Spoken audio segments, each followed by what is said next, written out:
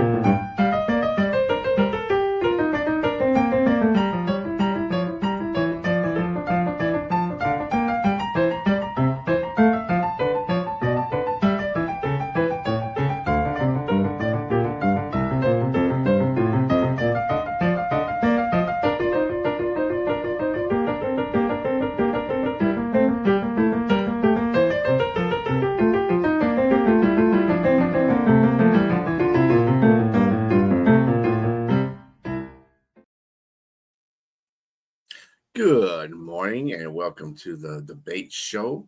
I'm your host, B.A. Got James Martin with me and Jack Hirsch. I hope you gentlemen are doing fine this morning on this morning of November 22nd. It's sunny here in Detroit. I don't know where it is, how it is over there by you guys, but it's cold though. But whatever. All right. Down in hot Atlanta, the weather is actually pretty good. So it's about maybe 73, 74. Go figure. Anyway, we are going to get right into our debate questions. And the first one today is, who is hurting their legacy more by the coaching job that they have done this season, Pete Carroll or Bill Belichick?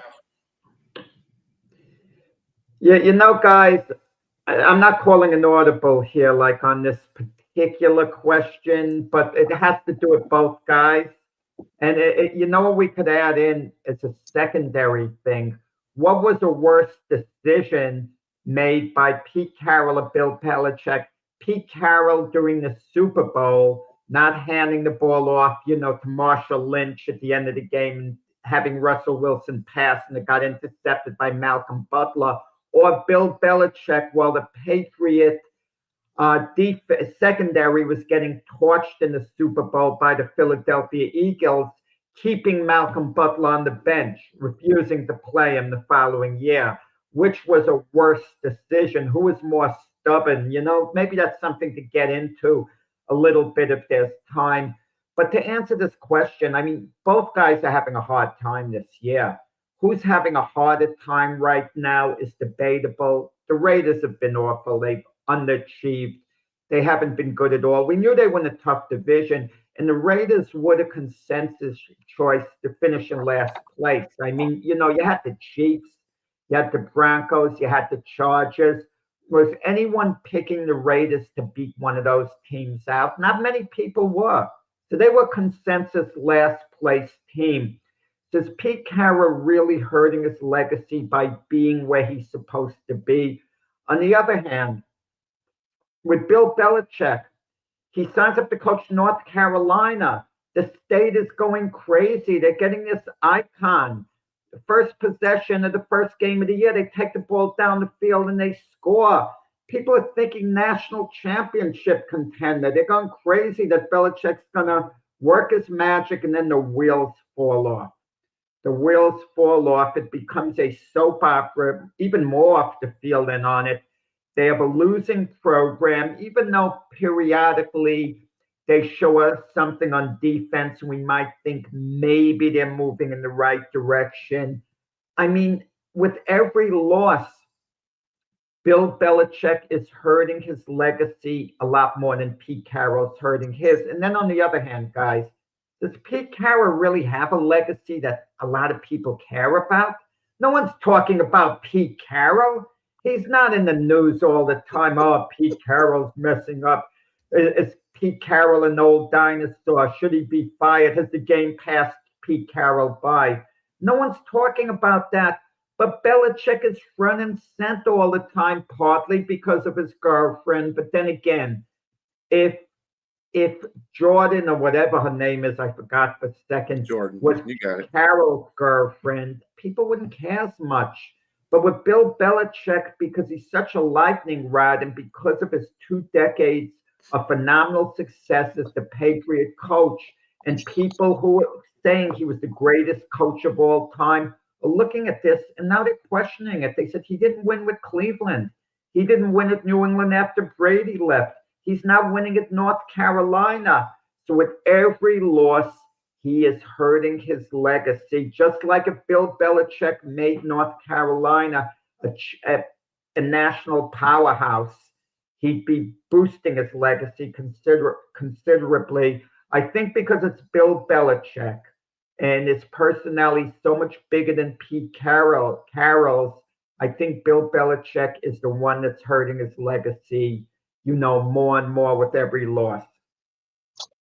Man, look, at first when I looked at this question, I thought maybe it could be a 1A, 1B type of situation where both are probably hurting their legacy because they're both in dire situations right now. I mean, you presented a very good question. It's a very thought-provoking question.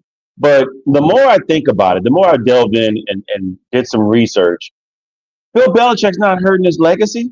He's not hurting his legacy at all because he's got a tremendous one. He had help, mind you. I mean, with Tom Brady. I mean, Tom Brady went on to win a championship, and he didn't win one without Tom Brady. But he's been to 9 Super Bowls.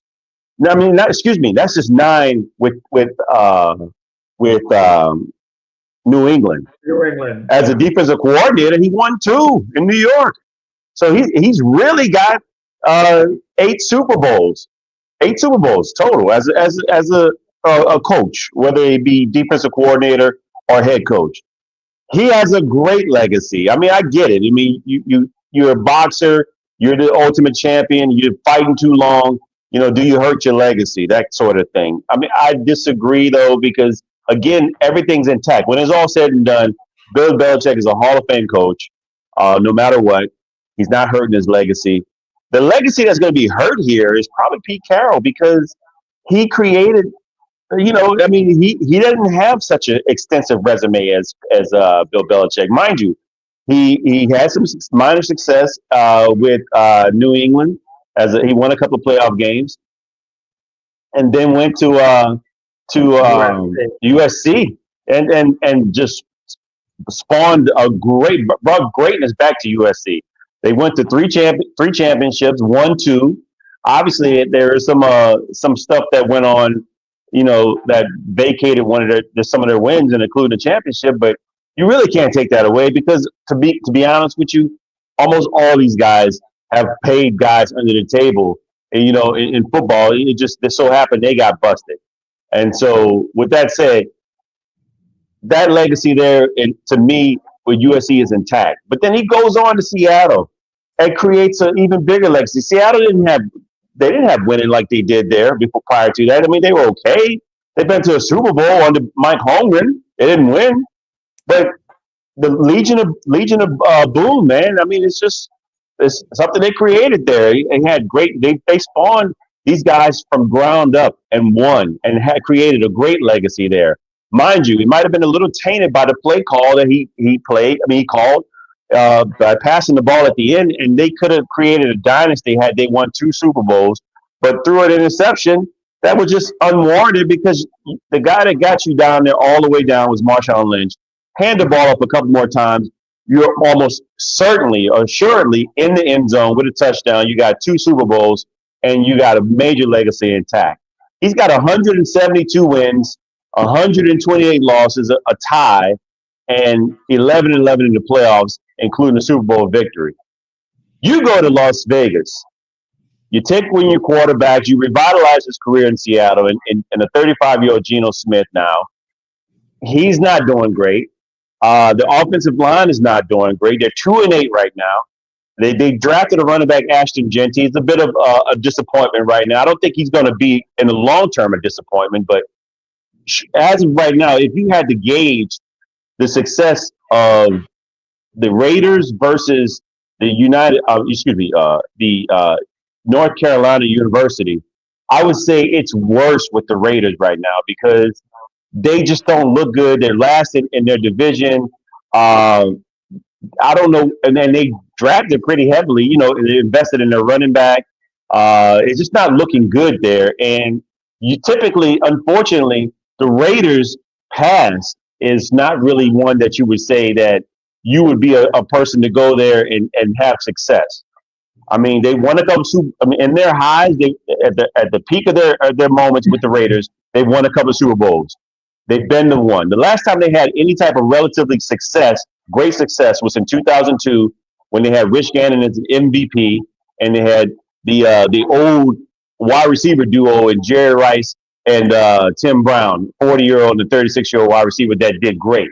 That was, to me, that was like the reincarnation of Sam and Dave and the R&B group, the two singers that you knew from Stax Records. But with that said, after that, 2016, play wild card, ousted. 2021, wild card, ousted. They had abysmal seasons between there. And so their lows were pretty low in the valley of dysfunction. And if you were a player to try to go to the Raiders or a coach, you were only going there because you either had a bad reputation or you were towards the end of your career and you needed someplace to go to get your last ditch effort as some level of payday or no success, because it was just not good. That's just what the Raiders were noted for. And to me, this situation here, it doesn't seem any different. With Pete Carroll going there to take over as their head coach, you took over a dysfunctional organization. I mean, they're one of three organizations to me that seem very dysfunctional, including the Browns and the Bengals. And they're not far off with the Raiders. And so to me, going here instead of going to another team that probably could have used you, like maybe the Saints or somebody else, or Atlanta, it seems like, okay, this is kind of on the tail end of your career, and this will definitely tarnish your legacy more so than Bill Belichick because of his high level of success. So you give coaches a pass if they take over a bad team and they do bad. The reason they get jobs is because the team was bad. They're expected to turn things around. Coaches who have success are rarely fired. I mean, Brian being a Detroit Lion guy, that was a rarity when they had Jim Caldwell as a head coach and he had a winning record and they fired him. Dumb move, at the time. But that was a rarity. Okay. Pete Carroll took over a bad rated team, and they weren't that bad. In all honesty, they did make the playoffs under an interim coach, Rick Bisaccia, who they foolishly moved on from him because Antonio Pierce had a little bit late success as an interim coach. They foolishly, stuck with him because they didn't want to make the same mistake they made with Rich Bisaccia after he took over for John Gruden, who was forced out. So they didn't want to make that mistake 2 times in a row, so they stuck with Antonio Pierce. But they got Pete Carroll, obviously a very established coach, obviously a Hall of Fame coach. I don't need you, James, to say, well, Bill Belichick's going to be a Hall of Fame coach. Good gosh, that's news you're breaking? Come on. Obviously, the Hall of Fame was made for coaches like Bill Belichick.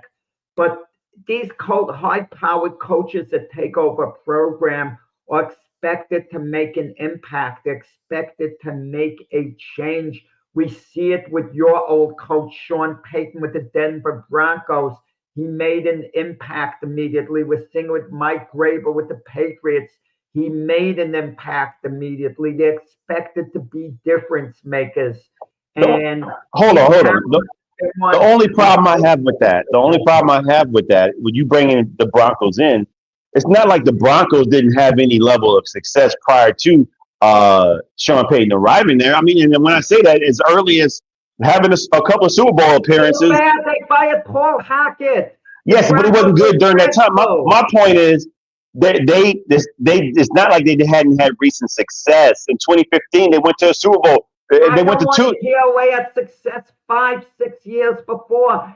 I mean, you're living the past. You probably want to defend your New Orleans Saints to people by saying Drew Brees took them to a Super Bowl. Come on. That's not what I'm saying. What I'm saying is that the Raiders, their last level of achievement was way back in 2002.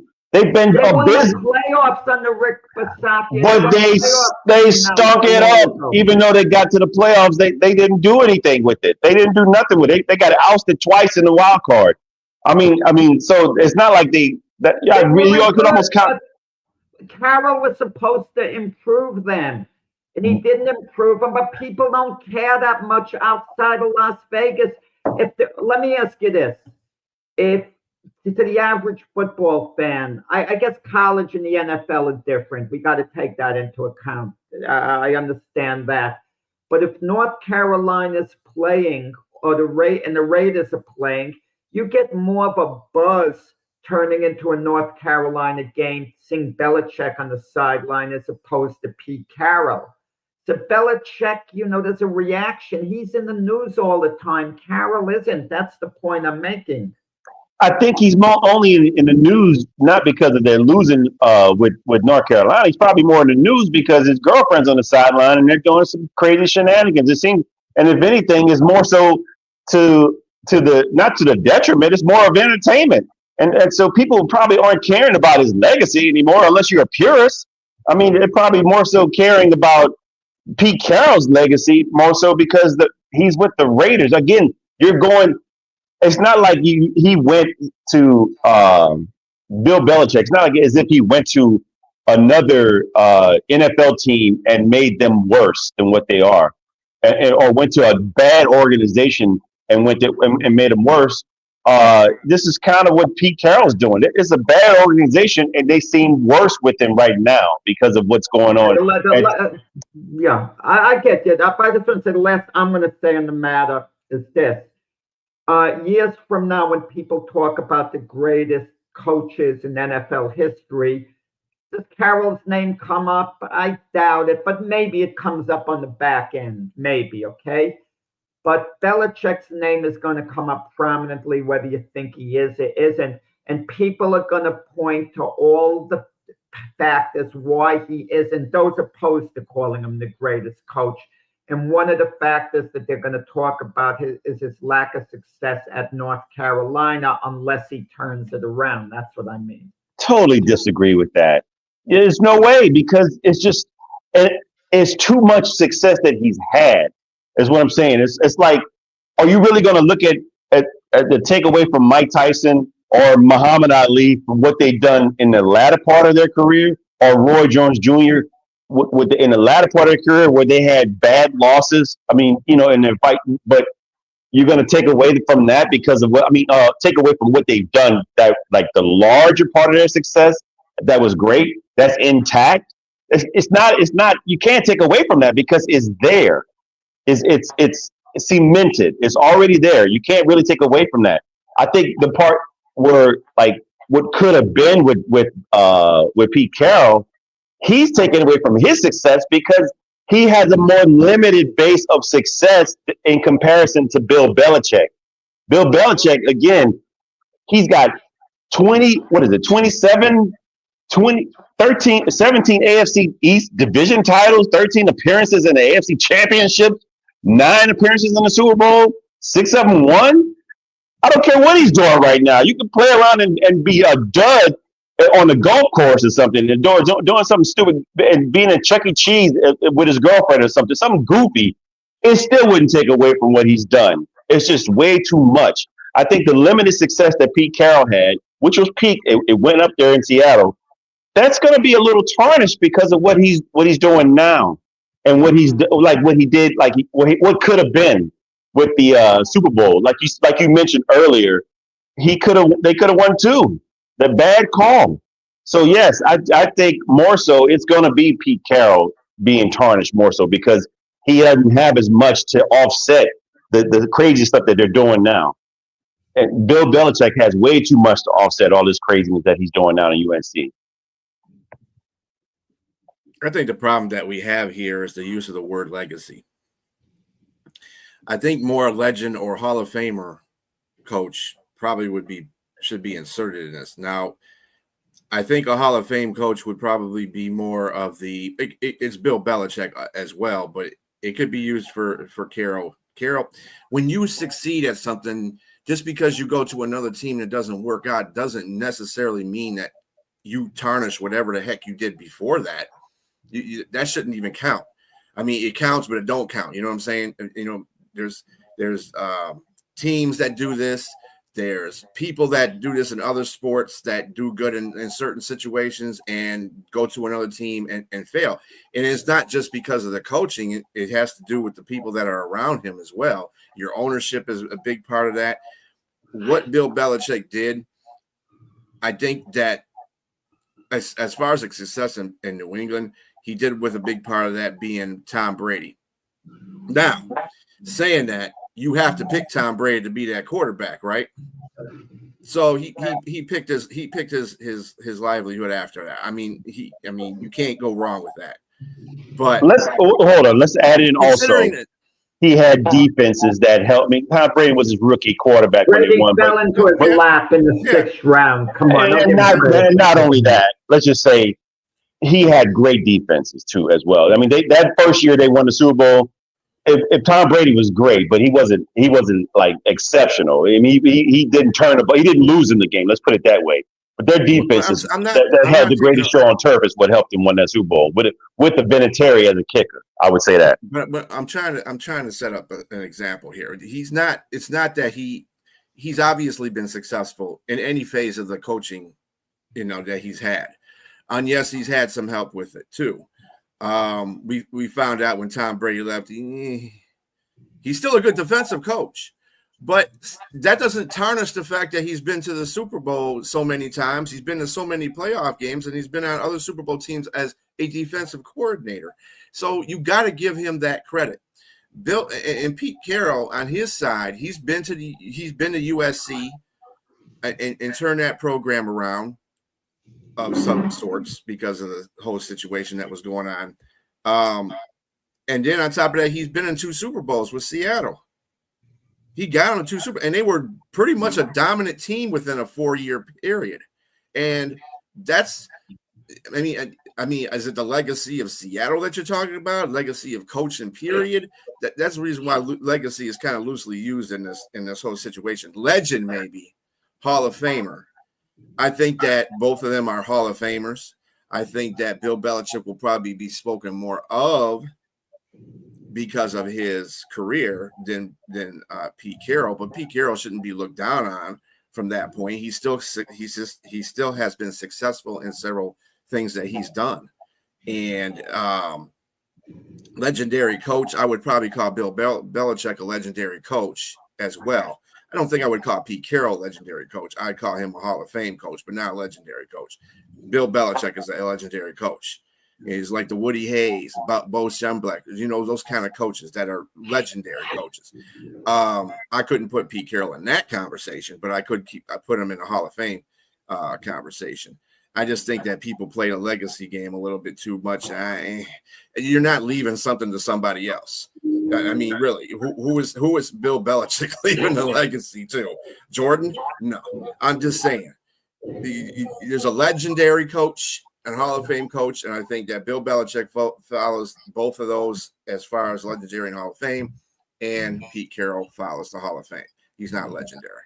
And to the viewers out there, I'll say this also. I mentioned Pete Carroll's record. Let's go ahead and mention Bill Belichick's record as well. 333 wins, 178 losses, 31-13 in the playoffs. So it's just, it's hard to really tarnish that. It's hard to tarnish that. It's legendary. That's what I was saying, yeah. All right. Did you want to pursue your part 2 of that? No, I'm just going to say one thing what people are going to say. And I'm not disagreeing with James on that point. I mean, the accomplishments are off the charts of Belichick's, but they're going to point out, and Rex Ryan has pointed out on ESPN, as great as Bill Belichick is, what's he done without Tom Brady? And they're going to look at everything he's done when Brady hasn't been his quarterback. And the more he loses games, the more it piles up. Of course, if North Carolina somehow miraculously won the national championship, even got in the playoffs, it would help the perception of Bill Belichick a little more. I'm not saying what's right or wrong. That's more of a hater. James is right on his point, but I'm just talking about perception. But I think that's That's just a all. hater. We can move on from this question, Hater basically. media. I think that's just hater media. That's what that is. You have the facts based right in front of you. James told you all the facts of what Bill Belichick's career is. You can't change that, regardless of what you think. No, but they because could point to facts of what he's done with or without Brady. They could put it into two different categories. Is it unfair? I'm not sure. To a degree, it probably is unfair, but I'm not sure about the fairness of that. Yeah, I go by the facts that are at hand. I say that a lot too about Bill Belichick, but at the same time, you cannot remiss the fact of what he has done in his career, because he has done it. It is written in the book. So yeah. Anyway. Okay, next question.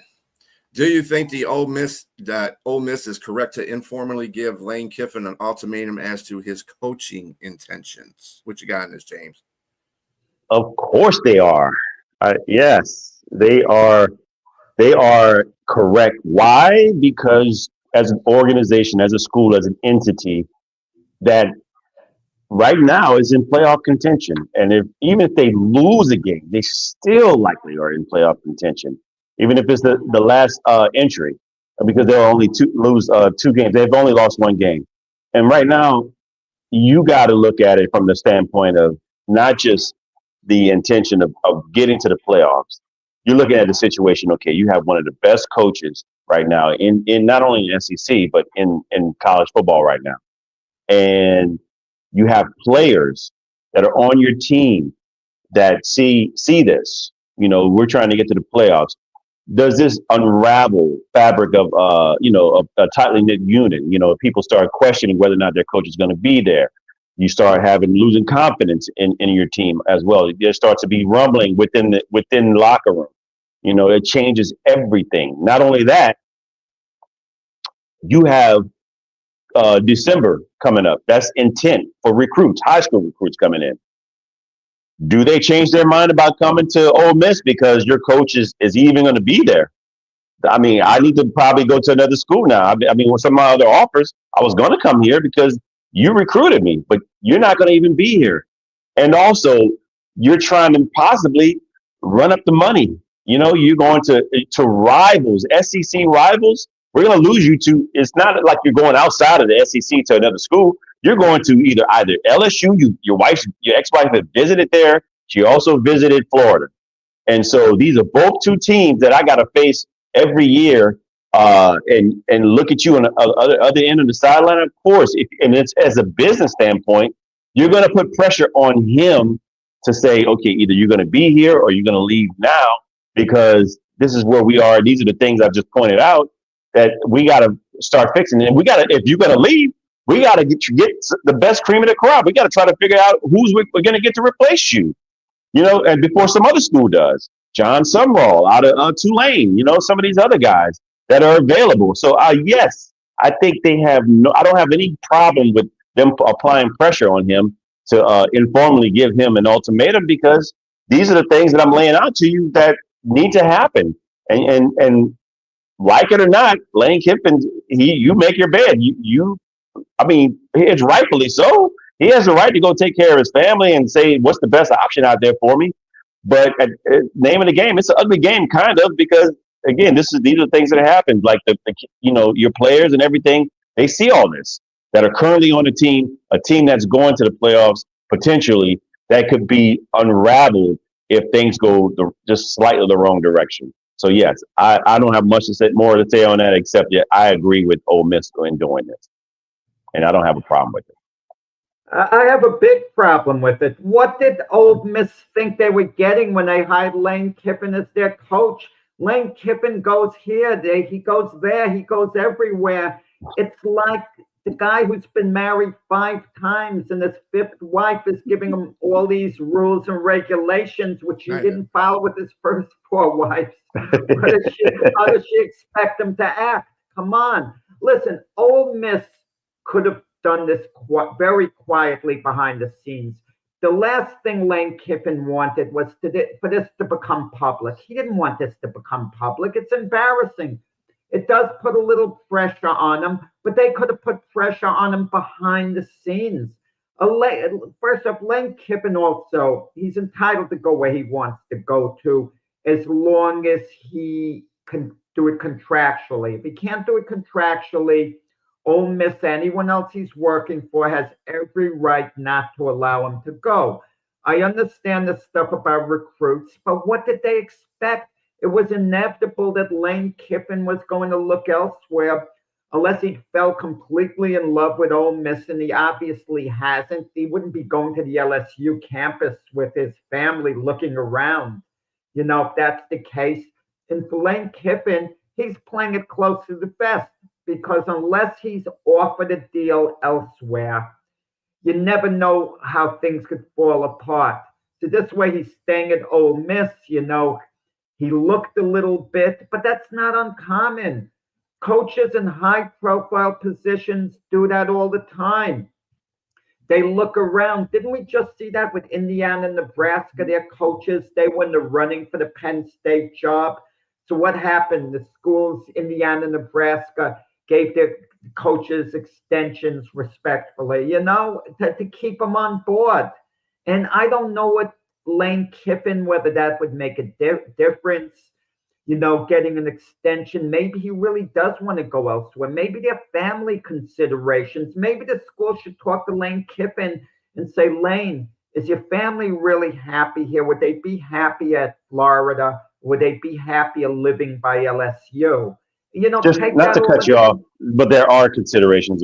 His son plays quarterback, and the wife was looking for schools to see what's best suited for him to play, obviously, because that's a big deal for them, their son. But yes, that is a huge consideration for them. And Ole Miss, just so you know, I think they already offered him money. He just hadn't signed it. So that tells you that he does want to leave his options open. And I think what he's trying to do is to see who has the biggest offer, because he may end up staying. Who knows? He may end up staying in Ole Miss. But he's trying to see. He's playing the odds and see who pays the most and what's the best situation for his family, like you said. But they could have kept it quiet, Ole Miss. They probably did. It got out. No, I'm saying it got out because Lane Kiffin is putting him in the corner. So this is the thing. I'm pretty sure they weren't going to just come out and say, "Hey, we want you to stay here. We need an ultimatum." But he's not giving them any choice because he's doing other things. Is going on. You want Lane Kiffin to concentrate on football at this point. He has, it's apparent he hasn't made a decision. He might be on the fence himself. And is Ole Miss helping him to stay at the school by doing this, by arming him if he's on the fence? They're not helping him. But you just said this is a guy that married 5 times. This is like marrying a guy that's married 5 times. So they knew, like you said, they knew what they had. So it's dysfunction on both parts. So they got to figure out a way to be able to try to keep this person if they're going to marry somebody that's been around 5 times. Another factor too, with all the coaches out there, why are they acting like any one particular coach? In the case of Lane Kiffin, is the only game in town. There's so many other coaches out there who are looking for, positions, and a number of good coaches. Like, for example, he didn't succeed with the Giants, but Brian DeBall would probably be a decent college coach if he went to Ole Miss. I'm just giving an example in his case. Okay. Yeah, but it's DeBall, who should have gotten fired as the Giant coach, by the way. But it's just not as appealing. Ole Miss could have handled it much differently. As dysfunctional as this 5th wife is, it's just not as appealing. As they probably don't want to go to another. I mean, obviously they would have to go to a 6. But my point is that this one is getting you in the playoff, and so that's a hard one to just try to let go. When somebody like this does great in recruiting, does great has a great offensive mind, and is very charismatic and can, like I said, recruit. And now looks like he's almost on his way into getting them close to a championship. This is about as close to a championship as Ole Miss has been in a long time. And so, of course, you don't want to let that go. I mean, look at. I don't want to get into that. Yeah, I was about to veer into our next question, but yes, I mean, it's just what it is. I think that I think that you both are right in certain circumstances. Ole Miss is a business. It's still a business at the end of the day. They had to do what's good for their team, their school. If they feel that Lane Kiffin being on the edge and wanting to go to another school because of family obligations or whatever the case may be, I think they have the right to do that because, hey, it's a business at the end of the day. We got to find another coach. A, B, we got to make sure it's a pretty high profile coach so they can get these kids to come to our school. And I mean, I think for both sides, I think it's in Kiffin's interest too, because he's still his responsibility is still with that school. He needs to tell them and communicate to them. This is the whole process here. People spin everything out of media and stuff like that. Oh, we're holding them over a barrel, blah blah blah. No, if there's communication between the coach and the school, and it's constant communication, then there should be no problems. Ole Miss will be either whether to move on with a new coach and get that keep that program going and let Lane Kiffin do his thing. I mean, that's what it comes down to. I think people make a big deal out of this situation more than they should have. You don't know what's going on behind the scenes except for, they put it out in the media, blah, blah, blah. Everything's going to get put out in the media. Now, this is 2025. Come on. There's nothing that's going to be staying within the closed doors too much long. So I just think that both of the parties here are right. I think Lane Kiffin knows that, being a professional and being the fact that he's a coach, he understands these situations. So I don't think there's either a strife between either side. I don't think the ultimatum thing is a big deal. I think it's a business thing where any college would do with any coach. So if a coach decides they want to try to move on, and it's fine. It's just a business decision to me. For both parties. The ultimatum thing is just whatever. Anyway. All right. Next question. Did the Miami Heat underachieve during the 4 years that LeBron James was on the team? God. I'm going to give this one to James because that's his boy, LeBron. Wait. Let me correct that. Zion Williamson is James's boy, not LeBron. No, he's right. He knows that I before Zion Williamson, I have been a tremendous. I'm not a LeBron sexual, as they say out there, but I am a tremendous LeBron James fan. Awesome. I mean, ever since his first game in the league, I mean, I was intrigued when he was in high school, and I was like, "Who's this kid that they're like jockeying for?" And he gets 25 points in his first game. I was hooked, and ever since then, I've been a tremendous fan of LeBron James. So I followed him wherever he went, now, including Miami when he made the decision. With that said, I'm not a LeBron James apologist. So did they underachieve in Miami? Yes, they underachieved. They tremendously underachieved. While LeBron James, 4 times he went to the finals with Miami, the 4 years he was there. He also went to 4 more years straight in Cleveland as well. And when he first got to Miami, I think he set the precedence of why they didn't succeed, why they underachieved. You're supposed to win not 1, not 2, not 3, not 4, not 5, not 6, not 7 championships.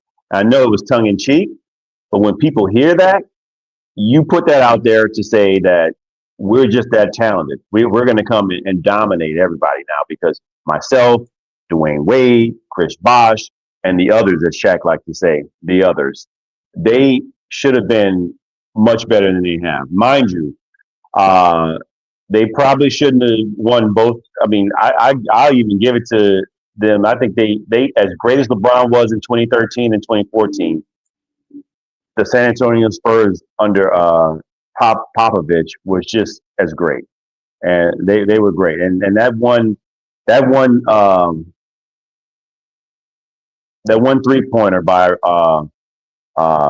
what's the guy's name? Ray Allen. Ray Allen, yes. That pretty much cemented their legacy. I mean, LeBron James got them to that point, but if he don't make that 3, it's over. It's over, and they're 1-3 in his time in Miami is 1-3 in the championship, but two championships out of four that you've been to, is that bad to go 2-2? Again, it's for another team. I would say no. I would say it'd be great to have that, but because LeBron James, Chris Bosh, and Dwayne Wade, how they presented themselves, and the debacle against Dallas was just, there's no way Dallas and Dirk Nowitzki should have won that. LeBron James and company choked. They choked themselves out of a championship there. And I mean, just LeBron James just didn't. They shut him down. There's no way he should have been shut down like that defensively. There's no way. He deferred mostly to Dwayne Wade, and Dwayne Wade eventually had to step aside, talk to him, and let him know, like, hey man, you're the talent here. We're talented, but you are the legacy. You're the chosen one. You're the one that's supposed to be leading us here. And then eventually he did, but again, that's going to tarnish his legacy there. And so yes, I say they greatly underachieved there. And even though they won 2 championships, and that's pretty much all I got to say about that. Well, we're not talking about LeBron James's legacy here. We're talking about that Heat team, the 4 years. Well, they underachieved with him on. He just happened to be on the team.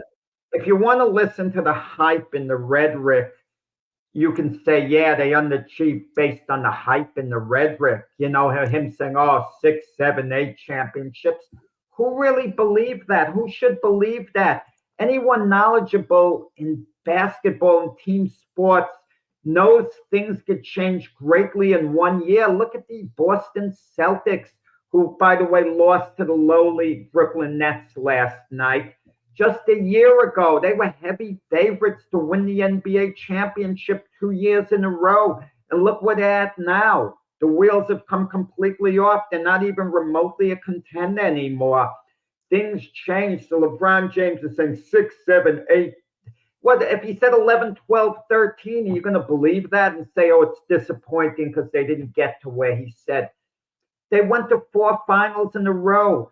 And in 2 of those finals, they played a great San Antonio Spurs team who they went 1-1 against in the finals. Okay, they beat an OKC team that had Kevin Durant and Russell Westbrook when Westbrook was really elite.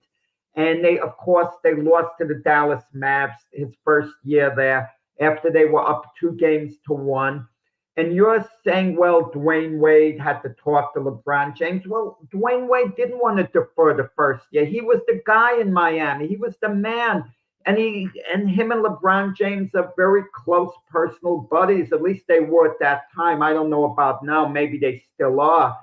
And LeBron James didn't want to shake things up. If Dwayne Wade told him, LeBron, you got to take these games over, but Dwayne Wade felt he had to be the guy. He'd already won a championship. And he'd have one of the great coaches, and Eric Spoelstra, who was there at the time, is still with the Heat and arguably one of the great coaches in NBA history. They went to 4 finals in a row, won 2 championships. Did they underachieve? I could understand in the minds of some people that they did, but in reality, no, they didn't. It's so hard to win an NBA championship. It's hard to get to the finals.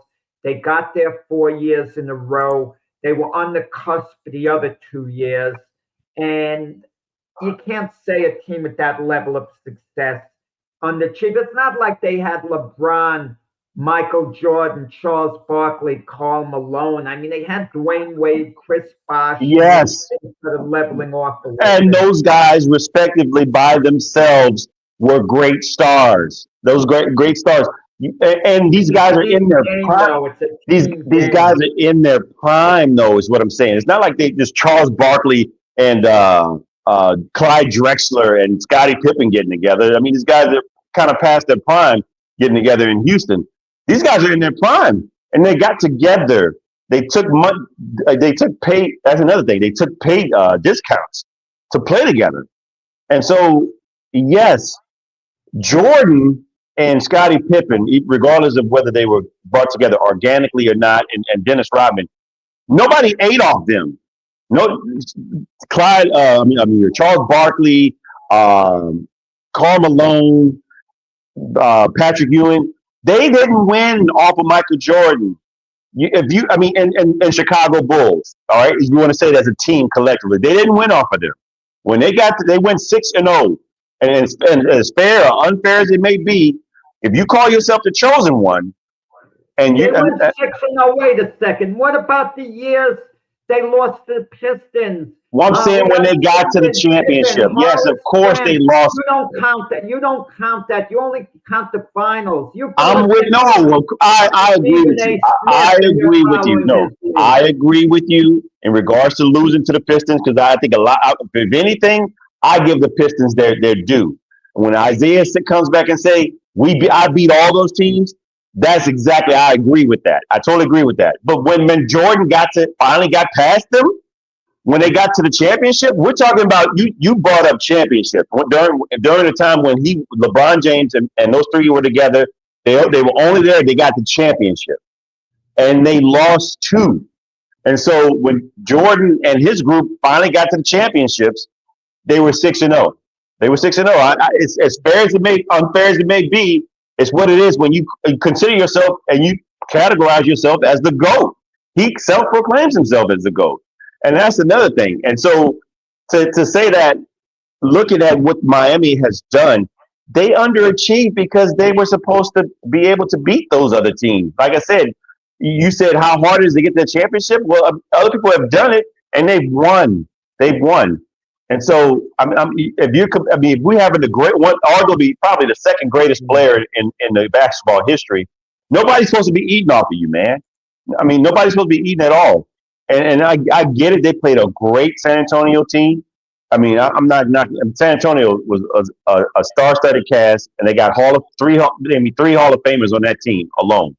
And so it's a great team. But again, you put yourself out there verbally, whether it was tongue-in-cheek or not. Okay, I think we all agree that San Antonio Spurs team was maybe one of the greatest NBA teams of all time, maybe. So what happens if this scenario played out the 4 years in a row? They beat Dallas, they beat OKC, and then they lost in the finals to San Antonio 2 years in a row. Would they necessarily have been considered underachievers in that sense, the Heat? Maybe not, because the level of competition was just far too great. And I would say you're holding the Dallas series as the key thing against. Without a doubt. And I just think they severely choked in that first series. And I mean, it's not they. I mean, I say it as a team, but we all know it was LeBron James. There's no way. You're way too talented. This is the same guy that was in Cleveland that at the age of 22, 23, put a team on his back. And B, you already know what I'm about to say when they went up against the Pistons. I mean, that game 5 was just incredible. And they went up against the Spurs, again, the same great team he went up against. I mean, again, that much talent on one player. That's just what I'm saying. If you can do that and bring a team, you can't even name another all-star except Ilgauskas maybe on that Cleveland team that he took to the finals. Virtually, the rest of those guys were bums. I understand, but we're not talking about the Cleveland thing. Yes, I'm just saying, and then that's my point. Having 2 other stars, all-stars, on the team with you, and you choke against Dallas, yes, I think they underachieved. All I gotta say is the only thing I disagree with, but they went to 4 straight championships. I don't know what you call underachieving just by that. I don't care who's on the team. It is hard to go to 4 straight championships. I'm not even talking about Jordan's era. Okay, that's a whole different century. This is the new century. This is with LeBron being a GOAT in this century. Regardless of that, I don't think he underachieved. They went to 4 straight championships. Yeah, they lost 2. Probably not to a very good Dallas Mavericks team, granted, But they lost to San Antonio, who you just admitted is a great team, and they beat 2 other teams. I don't call that underachieving. I don't call that underachieving for anybody. If you can get into 4 championships in a row on one team, that's not underachieving. That's making a plateau. I don't care if your name is LeBron James or not. That's just hard to do for any team. So I don't even underachieve. You know what? It's funny because people that have championships, and this is what I get all the time as a Lions fan. People with championships, like Buffalo's been to 4 Super Bowls. Yes, they didn't win 4 Super Bowls. So, yeah. Dude, you've been to 4 Super Bowls. Don't cry to me about that. We haven't been to any Super Bowls. Any Super Bowls. You've been to 4. I can't help it if you couldn't do it and win the game. That's not on, that's not my fault. That's, your team's fault. Same with Minnesota. 4 Super Bowls and didn't win one of them. So, I mean, there's teams out there that get to those pinnacles. And to me, that's achievement to me. You get to the promised land, you achieve. You just mentioned that's what you do, but that's what you do. But you just mentioned Buffalo.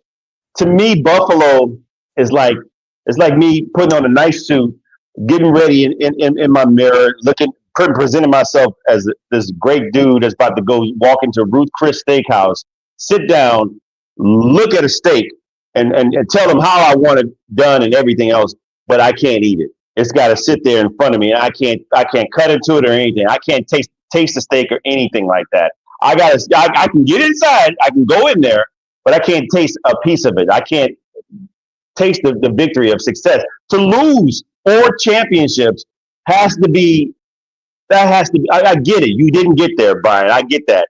But to get there and not win once, that's like being what's the guy that went up against Usain Bolt? Do you know the guy that came with silver that place?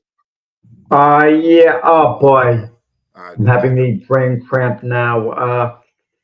He's American. He's an American. Yeah, whoever posted on steroids for 4 years. Yes, exactly. Yeah, Justin Gatlin. Gatlin is not just Gatlin. A few of those guys. That's the thing. My point is that to not get that goal, to not be able to get it. I get it. I get it in tennis, for example. You made me think of Roger Federer and Andy Roddick. They played in the Wimbledon finals 3 years in a row, and Roddick lost 3 years in a row. The first 2 years, Federer owned Roddick in head-to-head competition, absolutely owned them. The first 2 times they played in Wimbledon finals, he completely dominated them. But in the third time they played, it was nip and tuck. It basically went into tennis's equivalent of overtime. And Federer managed to somehow eke out a win. And even Federer felt guilty about winning in a sense that Roddick deserved finally to break through. So even Roddick, to this day, he's only won 1 major tennis tournament, the U.S. Open. He got inducted into the Tennis Hall of Fame, but still, Roddick says all he wanted to do is win Wimbledon once, and even though he went 3 years in a row to the finals, it sticks with you for a lifetime, when you lose kind of like that. And if who I think of sometimes, guys, a little bit, Scott Norwood. You're living life as a citizen. Wherever you go, you give your credit card. Once in a while, people are going to make a remark. At what point do you lose patience and say, shut up? You don't mention it or whatever. I mean, it's one thing you got to live with the miss. And the fans in Buffalo, no offense, Brian, James, to New York fans, the fans in Buffalo are the greatest. Just the idea that Scott Norwood can come back on an old timers type thing and they're going to cheer for him in Buffalo. What a reflection on the people there. You got to love them. But, they got lives to live, and that shouldn't define you as a person. But even the athlete has to think to himself, how much it bothers Scott Norwood. Had I only made the kick, how I would have felt the rest of my life, as opposed to missing it. Even though the other guys on the team gave him a pat on the back, we missed plays, which they did. They all contributed to it. it's unforgiving. It's sports when something like that happens, when you miss something in a big situation. And with LeBron James, do you think, guys, he thinks of that Dallas series still with all he accomplished? He probably is thinking about it. I should have had an extra championship. I should have taken charge. I shouldn't have deferred to, Dwayne Wade. Absolutely, I agree with that wholeheartedly. But I'm sorry, B. Go ahead. I mean, the Buffalo. I mean, at the beginning of the year, 32 teams. I'm going to talk NFL in this kind of language. The 32 teams are aiming to go to the Super Bowl, right? That's their focus. And two of those 32 teams are going to win. One of those two teams in the Super Bowl are going to win the Super Bowl. It ain't going to end a tie, that's for sure. So to get to that part of your team accomplishment to get in a Super Bowl is an achievement in itself. The Buffalo Bills did that 4 times in a row. So that's an achievement. Whether they lost or won, that's, winners win, losers come in second place. That's just how it works. I'm sorry to say that about Buffalo, but that's the ultimate goal, that you win it. But if you're not doing anything to improve, well, if you're not doing enough to improve to win that, then that's on your team. But you got to that pinnacle. And that's why I said accomplishments can be, you can say underachieve. I wouldn't say Buffalo underachieved in any of those years that they went to the Super Bowl. I wouldn't, because they went to the Super Bowl. Well, let's take last year. Kansas City Chiefs losing the Super Bowl. They were trying to three-peat and make Super Bowl history. Now, was it a successful year? You better believe it was. They got to the Super Bowl, but then again, someone might say, but they didn't accomplish their goals, so you can't call it a successful year. I like what Whitey Herzog said, the old-time St. Louis Cardinal manager. They lost in the 7th game of the World Series. He said, I hope I lose in the 7th game of the World Series every year. That means how successful they would be. But there's nothing that substitutes for winning a championship. When they have team reunions, get the alumni together, they don't get it for coming very close. They get it for getting to the absolute pinnacle. I get all that. I understand. Hold on, you did just mention Kansas City. They didn't win last year, so it's disappointing, but not that disappointing. They won 2 prior to that. So yeah, they won 2 prior to that. So they can hold their head up high and saying that we got 2 out of 3. Yeah, it's impressive. But like I said, a successful year. They didn't quite meet their goal, but it was a successful year. Yeah. They don't look at it that way in Kansas City. They look at it as a failure because they didn't get over the top. That would be like the Dallas Cowboys. That'd be like the Dallas Cowboys in the sense that they want, they always say they want to win every year, and they have that mentality because they were set up with that mentality, which is fine. I think right now, if you look at Dallas, the Cowboys, they're underachieving because they're not getting to that point that they feel they're underachieving because they're not getting to that point anytime. That would be a legitimate team you could say is underachieving because they've had teams that could get to the Super Bowl and just haven't done it. Now, going to the Super Bowl, regardless if you win or lose, and nobody's going to win. Nobody's going to remember the loser, obviously, the Super Bowl, but the team itself at that time has achieved what they wanted to achieve. Yes, they didn't win the Super Bowl, but they got there. And that's the point I'm trying to make. I don't think when you get to a championship, you can say you underachieved unless you got smoked out of it. Like if you got beat like 4 games to none, and LeBron didn't have any of those games like that. Close. And like you said, nobody's going to remember the number 2 guy, but this number 2 in particular, Buffalo, is remembered because they went to 4 straight and lost, and they even made a 30 for 30 for them, and remembered for the wrong thing, unfortunately. So, but they remember. And it's just like Cleveland too. Those 2 championships you mentioned that they lost, they were going to remember for that too because they shouldn't have lost to Dallas. Everybody said they shouldn't lose to Dallas, and they lost to Dallas, and then they lost to a great San Antonio team. So you can't take that away from them. The other team's got to show up too. You're not going to just go out there and win a game just because you got big 3 people there and you did this and this in the season. It's not how it works. I mean, the 2004 Pistons are a big example of that. You got the Lakers out there, big Showtime Lakers, got every superstar on the planet on that team, and they got beat by the little minuscule Pistons. So championships are just made for it. If Buffalo hadn't learned after the first 2 times that they lost championship, they need to get better. Maybe it wasn't meant for them to win a Super Bowl. Maybe that's what it is. But they got there. And that's why their fans are loyal, because they've gotten there. They can see the summit of the mountain. And that's all they're looking to do. Yeah, they want to get to that point. They want to go to a Super Bowl and win. Yeah, they have that hunger. But I mean, I don't consider it underachievement for LeBron and those 4 championships, dude. I wish. Well, anyway, we have concluded this day of debate. Very good show, guys. Have blessed to have you guys on here, and we will be back tomorrow with the Big Football Show. Of course, Jack and Keith. Are you guys back on Monday, Jack? Yeah, we're back. We came back yesterday. We're in overtime right now.